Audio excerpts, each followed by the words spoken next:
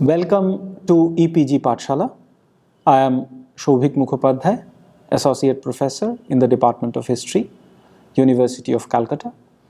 And today, under the paper Social and Cultural History of India from the earliest to 1707, we will be discussing about a module that is Social History of Deccan circa 1200 to 1500. The main objective of this lesson is to look into the dynamics of social change in Deccan, which begins with the onset of Sultanate rule and the subsequent Bahmani and the Vijayanagara empires. To begin with, we will be focusing on the concept of Deccan. Deccan, unlike other coherent core regions like North India, Bengal or Tamil country, is underrepresented in the social sciences. Despite sporadic periods of imperial rule of the Chalukyas, both Western and the Kalyani, Rashtrakutas, Bahmanis and the subsequent Vijayanagara Empire, the region did not have enduring political and cultural centers, and hence the region was underrepresented in historical literature. Ferishta, a noted historian during the Sultanate period, mapped the region on the basis of vernacular languages prevalent there. He wrote, "One of the four sons of India, that is Hind, was Deccan, who in turn had three sons, Marhat, Kanhar and Tiling." So, Deccan, as indeed for the period between 1300 and 1600 centuries, consisted of regions comprising of the speakers of Marathi, Kannada and Telugu languages. If this is the condition of Deccan, then we move on to the Deccan society prior to the Delhi Sultanate invasions, because without the prior background, we don't understand, or we fail to understand, what was actually the impact of the Deccan Sultanate invasions. Deccan society prior to the Delhi Sultanate invasions saw profound social changes taking place in Deccan.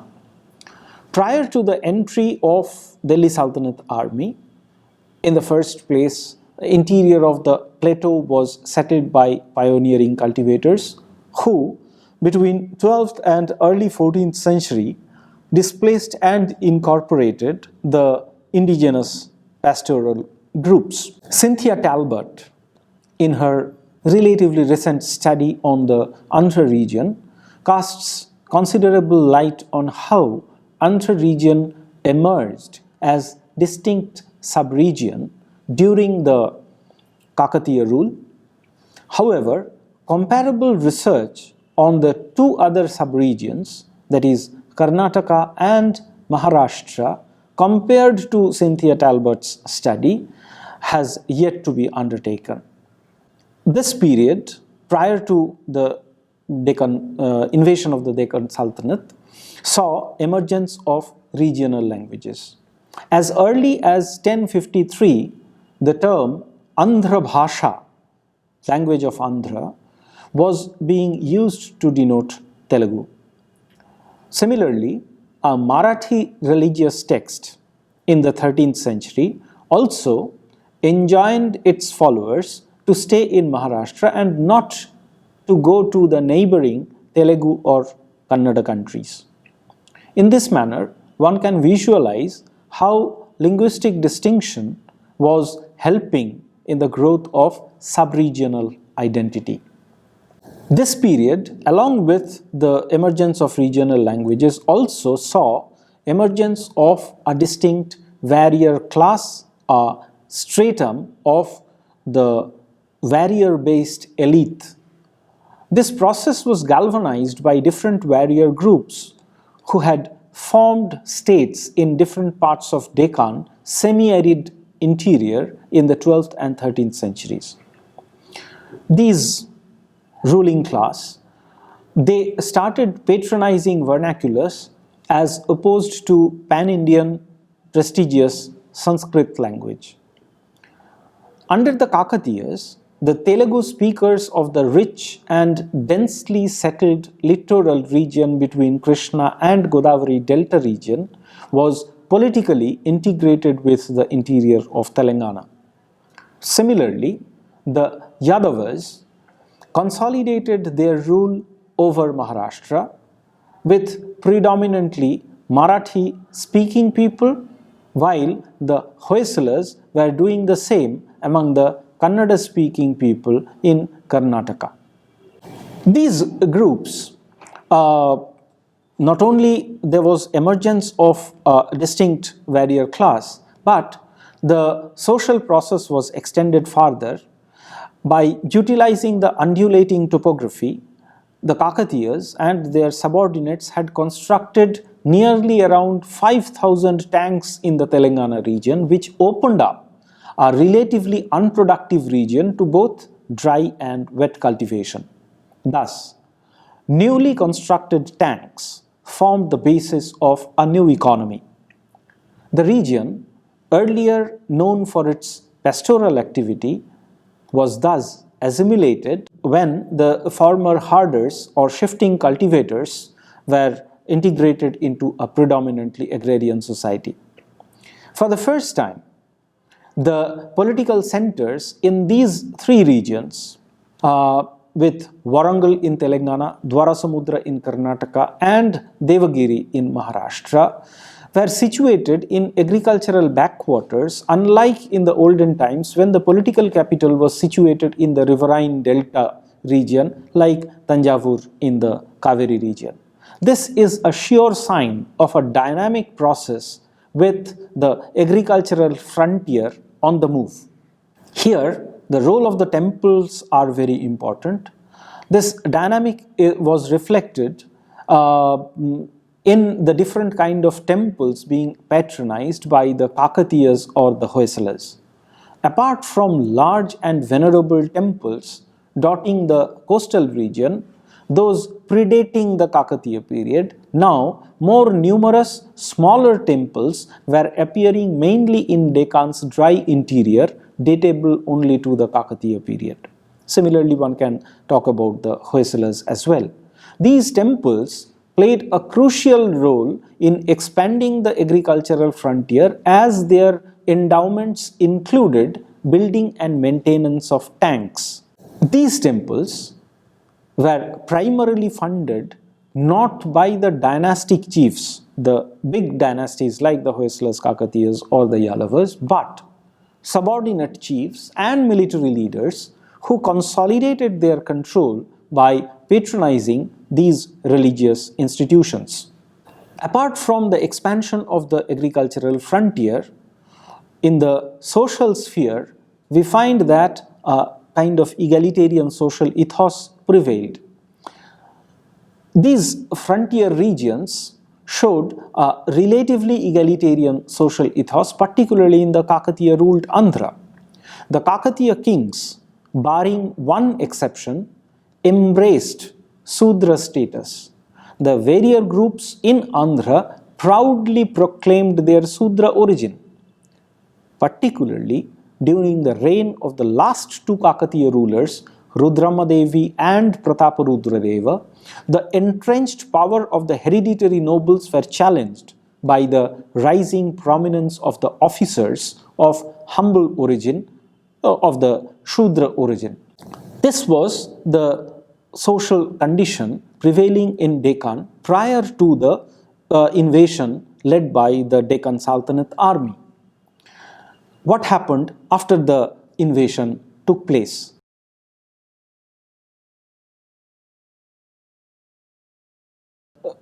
Normal pace of the social and political transformation in Deccan, which we have just outlined, was mutated because of the intervention of the from northern India based Deccan Sultanate. For the first time, Deccan was invaded by the Sultanate army during the reign of Alauddin Khalji in 1309.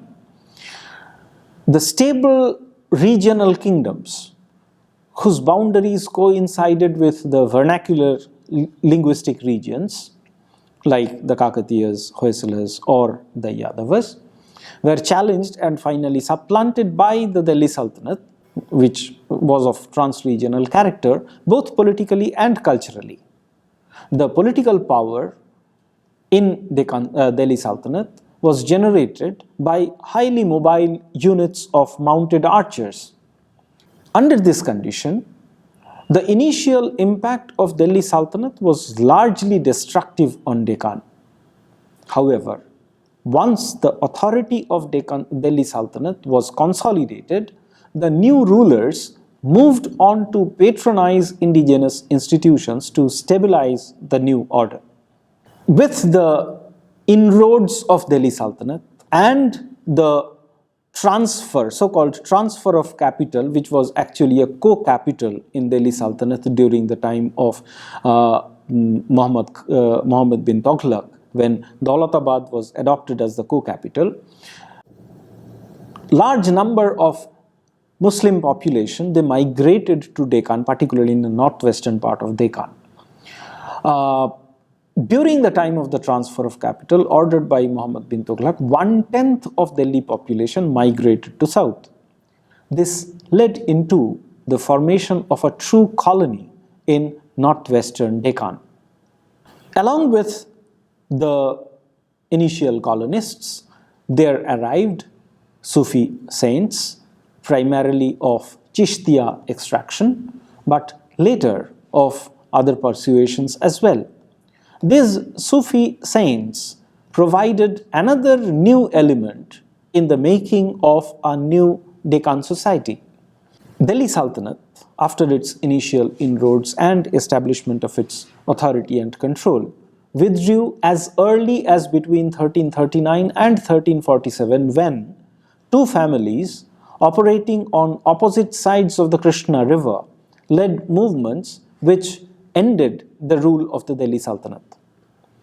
Even while supplanting the rule of Delhi Sultanate, these two dynasties, they appropriated the conceptual basis of the authority as enunciated in Delhi Sultanate.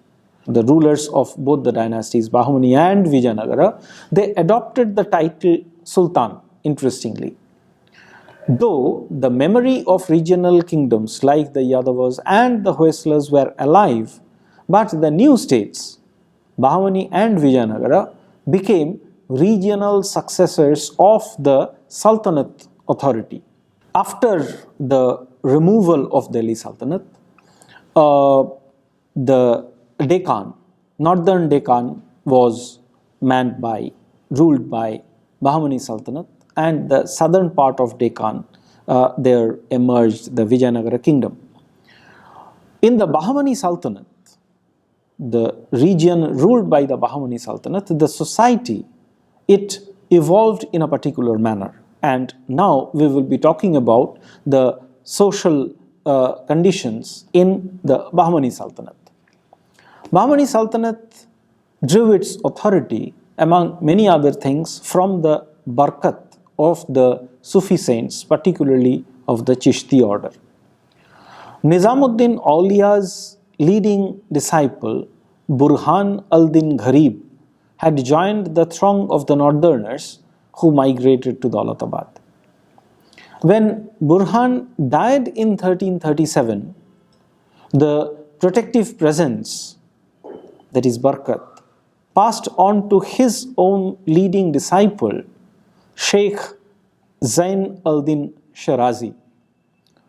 It was through Sheikh's indirect agency that Bahmani Sultanate got transformed from a rebel movement into a legitimate Indo-Islamic kingdom.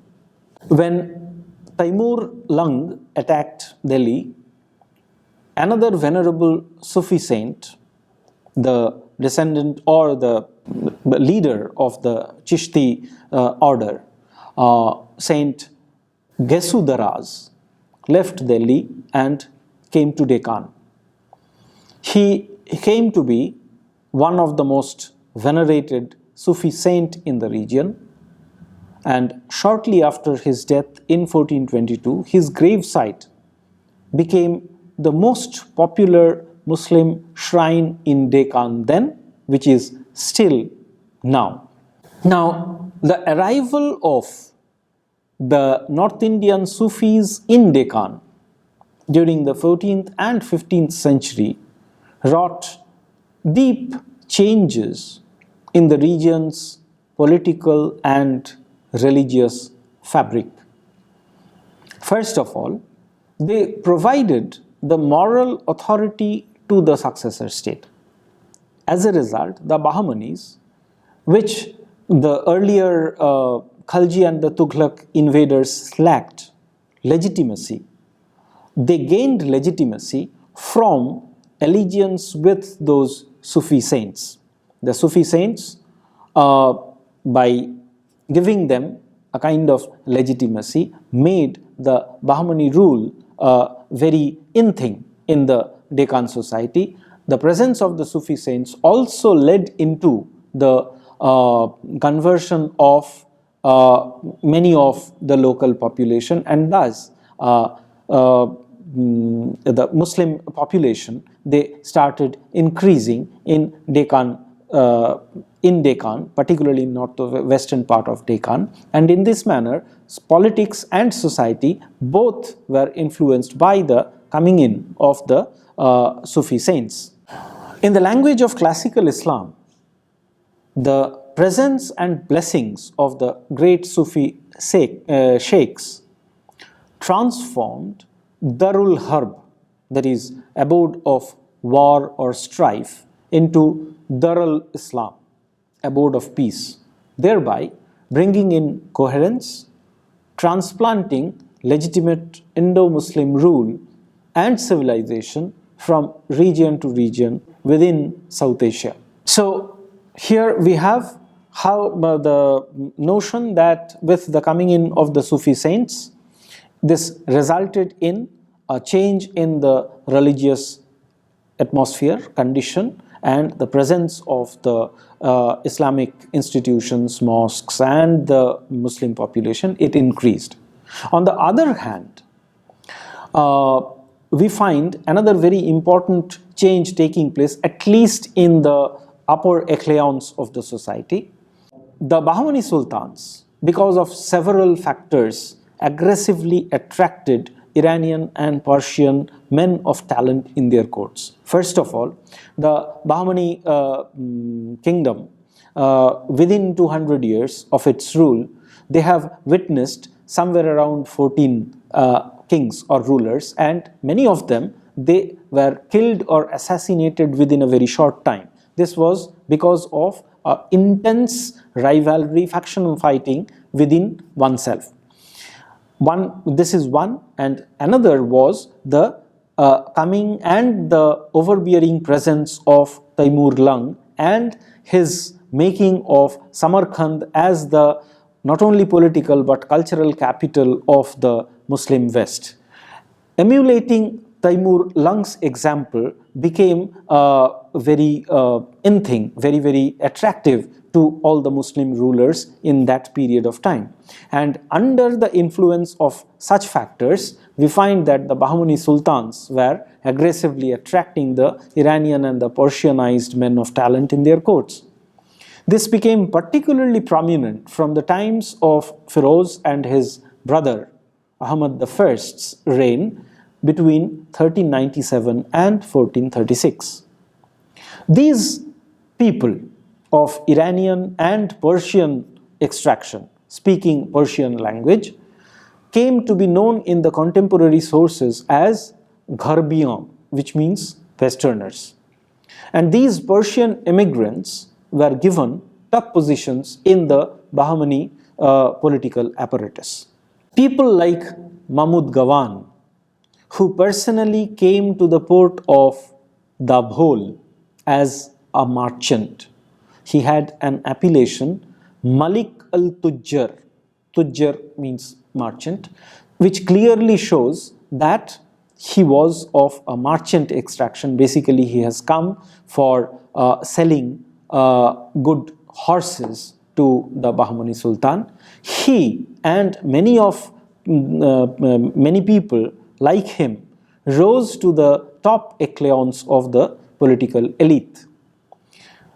Mahmud Gawan, as the prime minister in the Bahmani Sultanate, wrote many letters to the Western rulers as well as the intellectuals in the Muslim West. The extant letters written by Gawan shows that he was in continuous touch with the rulers and the intellectuals of Central Asia, trying to entice particularly the latter in migrating to the Bahmani court. In this manner, many people were coming from the Muslim West, and the merchants, scholars, administrators, or sometimes soldiers, hailing from the Persian-speaking world, they were enjoying a favored status in the court, intermarrying within this group of the Westerners, and thus they were emerging as a bloc, politically and socially, as well obviously culturally, distinct from the local elite known as the Deccanis. And this emergence of the Westerners and the Deccanis, this ultimately resulted in a kind of elite conflict in a plural society. Who were the Deccanis? The category of the Deccanis was similarly both political and cultural category, generally referring to families who had migrated to Daulatabad in 1327 when Muhammad bin Tughlaq declared it as the new co-capital. These original colonists first threw away their allegiance to the Delhi Sultanate, and then they started sinking roots in the local society, getting acquainted with, acquiring the proficiency in the local languages like the Marathi, Kannada and Telugu languages, and in the process they evolved their own vernacular, that is Dakkani or Deccani Urdu. As a result of these two distinct groups, the Westerners and the Deccanis, it resulted in conflict. Notwithstanding the cultural enrichment because of the inclusion of Western elements, it ultimately led into the increasing alienation of that section of the indigenous nobility categorized as Deccanis, and ultimately the polarization led into internal violence, so much so that Mahmud Gawan at a point of time was assassinated, and that kind of conflict between the Westerners and the Deccanis became a very common feature of the Bahmani Sultanate, led into the destruction of the Bahmani Sultanate and the growth of the five successor sultanates in the upper part of Deccan. Not only the Western and the Deccani elements, another new element also came into the northern Deccan, though its influence was not that very enduring like the other two factors that we have talked about. That is, the coming of Abyssinian military slaves who were known as the Habsis. In the later period, the offshoots of the Bahmani Sultanate, for instance Ahmadnagar, brought yet another stream of migrants, the Habsis or the Abyssinian slaves from Ethiopia. The meteoric rise of Malik Ambar during the time of the Mughal Emperor Jahangir in the 17th century in Ahmadnagar Sultanate epitomizes such migration and the impact of such migration in the political scenario, which also had some kind of influence in the social sphere as well. Socially, however, the effect of such migration was transient in its nature. Few Ethiopian females were ever brought as slaves to Deccan. As a result, the Habsi men necessarily married local women, as did their male offsprings, and this manner unlike in Americas, these Habsis could not produce self-reproducing, enduring black population. In Deccan, male Habsis and other Africans soon became mainly absorbed in the local society. When this was happening in the northern part of Deccan, what was the situation in the southern part of Deccan, which was ruled by Vijayanagara? We want to look into the social scape of Vijayanagara.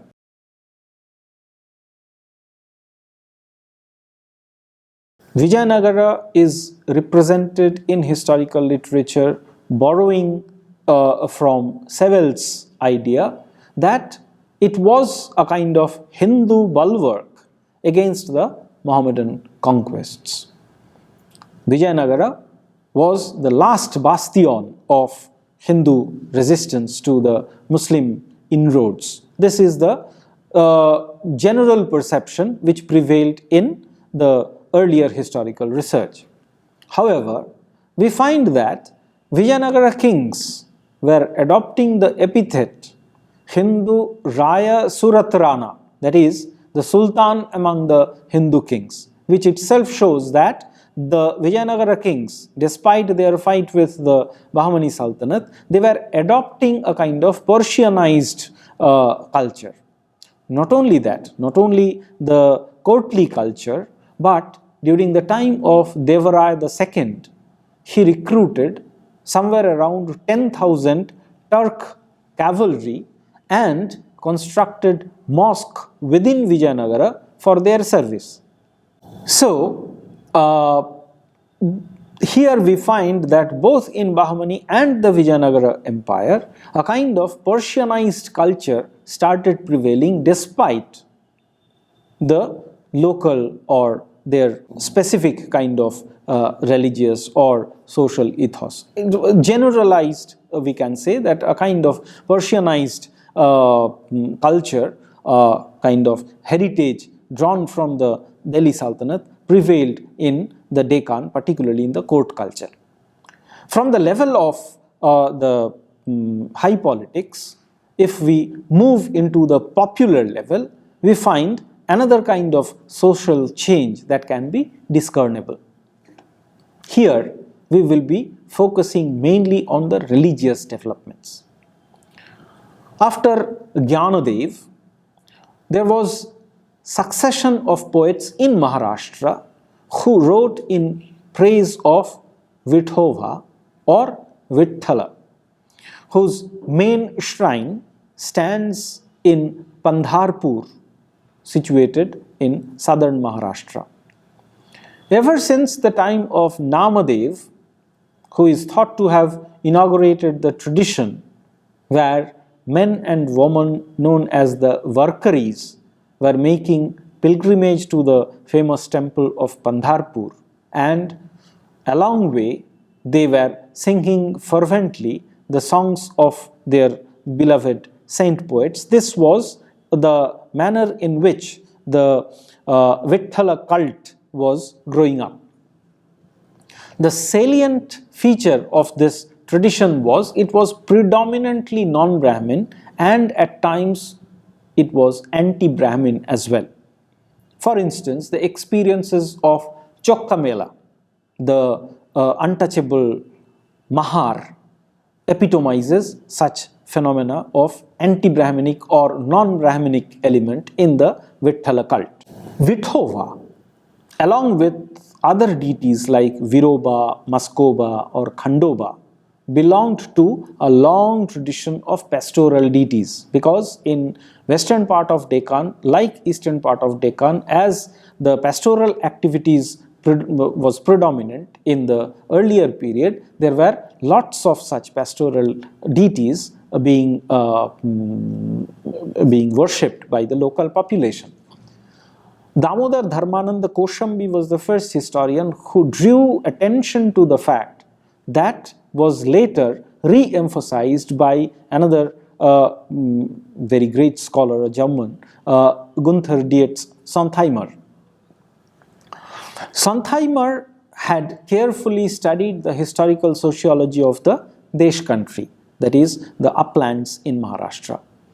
The earliest inhabitants in the region were tribals such as the Kolis, followed first by the Gaoli pastoralists and then by the Dhangar pastoralists and finally by the Kunbi and the Mali farmers. Pastoralists of the Desh have played an especially prominent role in shaping the Marathi society and culture. This can be gauged by the abundance of the hero stones raised in the memory of the fallen heroes who have laid down their lives in either protecting or retrieving or stealing of pastoral wealth, which is a typical phenomena in every pastoral society. Such kind of hero stones we find everywhere in the Deccan region.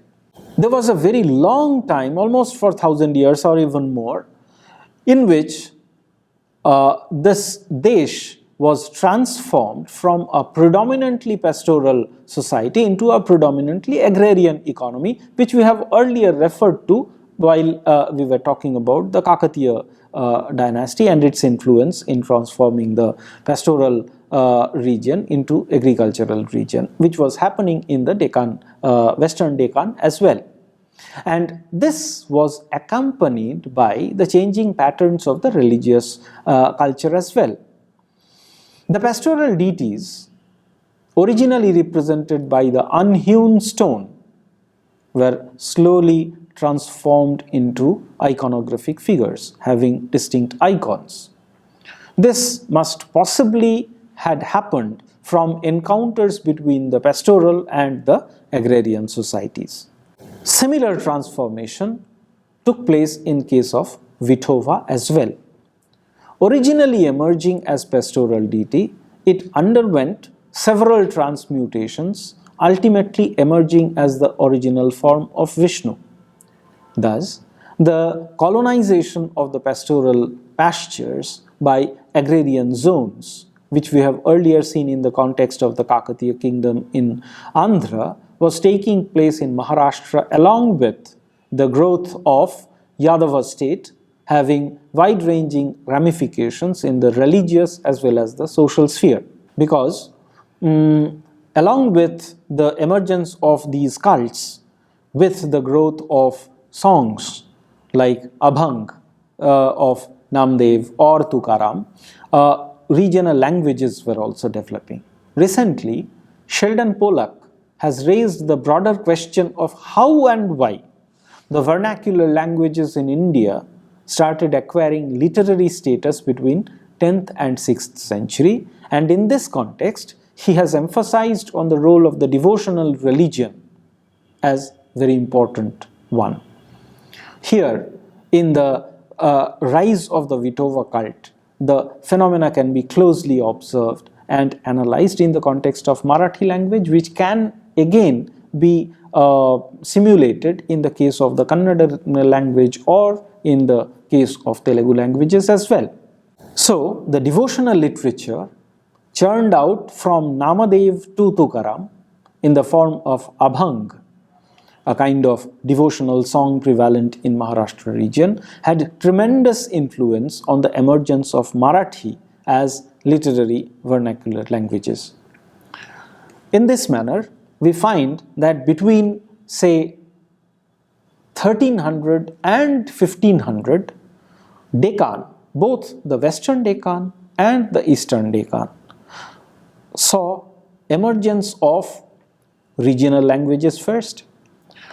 On the basis of the regional linguistic identity, regional kingdoms were emerging, and suddenly there was the invasion of Delhi Sultanate, which was a trans-regional kingdom, and with the establishment of the successor states in the form of Bahmani and Vijayanagara kingdom, the social process which transmuted because of the sudden invasion of Delhi Sultanate started developing in a different manner with the coming of the migrants from northern India, the Muslim settlers establishing themselves in the northwestern part of Deccan, with the advent of the Sufi saints, with the advent of the Western elements, Persianized nobility from Iran and other parts, the Muslim West, the conflict between the Deccani element and the Western element in the southern part of Deccan, in the Vijayanagara Empire, Persianized court culture, emergence of popular religion, all these resulted, mixture of all these elements in a huge cauldron resulted in a distinct formation of Deccan as a distinct region, which is yet to be fully focused in historical literature. For further informations, please visit the EPG Pathshala website, and there you will be finding the other study material as well. Thank you.